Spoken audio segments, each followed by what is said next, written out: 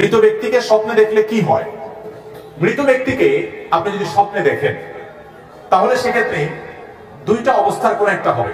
আসসালামু আলাইকুম ওয়া রাহমাতুল্লাহি ওয়া বারাকাতুহু। সুপ্রিয় দর্শক শ্রোতা, আজকে আমরা জানব যে আসলে স্বপ্নে আমরা মৃত ব্যক্তিকে অনেক সময় দেখে থাকি। আসলে এটা কিসের আলামত? আজকে আমরা এই বিষয়টাই জানবো ইনশাআল্লাহ। তো আজকে আমরা জানব আসলে স্বপ্নে মৃত ব্যক্তিকে দেখলে কি হয়। তো চলুন আমরা শায়েখ আহমদুল্লাহ তার কাছ থেকে আমরা জেনে আসব আসলে ঘুমের মধ্যে মৃত ব্যক্তিকে স্বপ্নে দেখলে কি হয়। তো চলুন আমরা জেনে আসি। যাওয়ার আগে ছোট্ট একটি রিকোয়েস্ট, যারা আমাদের এই চ্যানেলটি এখনো সাবস্ক্রাইব করেননি প্লিজ সাবস্ক্রাইব করুন। ইসলামিক নিত্য নতুন ভিডিও পেতে আমাদের সঙ্গেই থাকুন। আর যারা আমাদের ফেসবুক পেজ থেকে দেখতেছেন পেজটি ফলো করে দিন এবং ভিডিওটি বেশি বেশি শেয়ার করুন, আমাদের সঙ্গেই থাকুন। তো চলুন আমরা প্রথমেই শায়েখ আহমদুল্লাহর কাছ থেকে জেনে আসি। মৃত ব্যক্তিকে স্বপ্নে দেখলে কি হয়?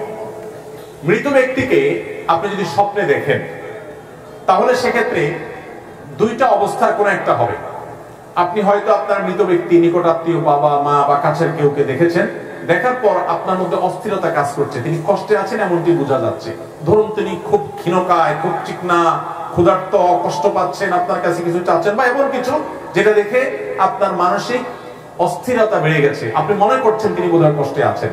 তাহলে আপনি তার পক্ষ থেকে প্রথমত আল্লাহর কাছে মাফ চাইবেন, ইস্তিগফার করবেন, চোখের পানি ফেলে আল্লাহর কাছে দোয়া করবেন আল্লাহ আপনি ওনাকে মাফ করেন। দ্বিতীয়ত আল্লাহ যতটুকু তৌফিক দিয়েছেন দান সাদাকা করবেন তার তরফ থেকে।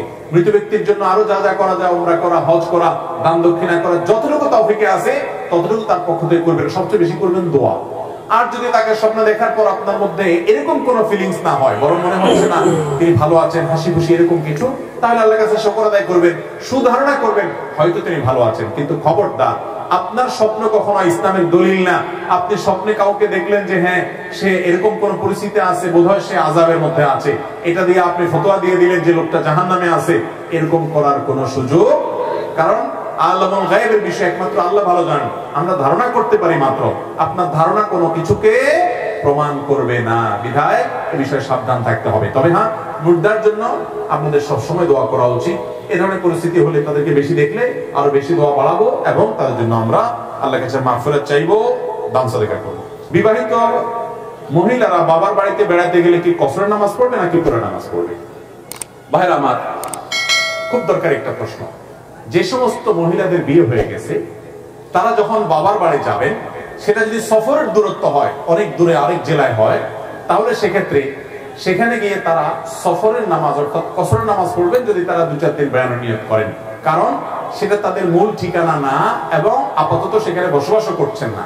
তাদের মূল ঠিকানা এখন স্বামীর সাথে স্বামীর সংসার। সেটা যদি সেখানে তাদের বাড়ি থাকে, রুম থাকে, কক্ষ থাকে, সেখানে তার একটা ঠিকানা থাকে, অথবা অনেকে সেখানে বসবাস করে স্বামী সংসার নিয়ে, তাহলে সেখানে সে পুরো নামাজ পড়বে। নরমালি সেখানে কসর নামাজ পড়বেন, পুরো নামাজ পড়বেন না বাবা মেয়েরা, বিয়ের পরে বিবাহিত মেয়েরা।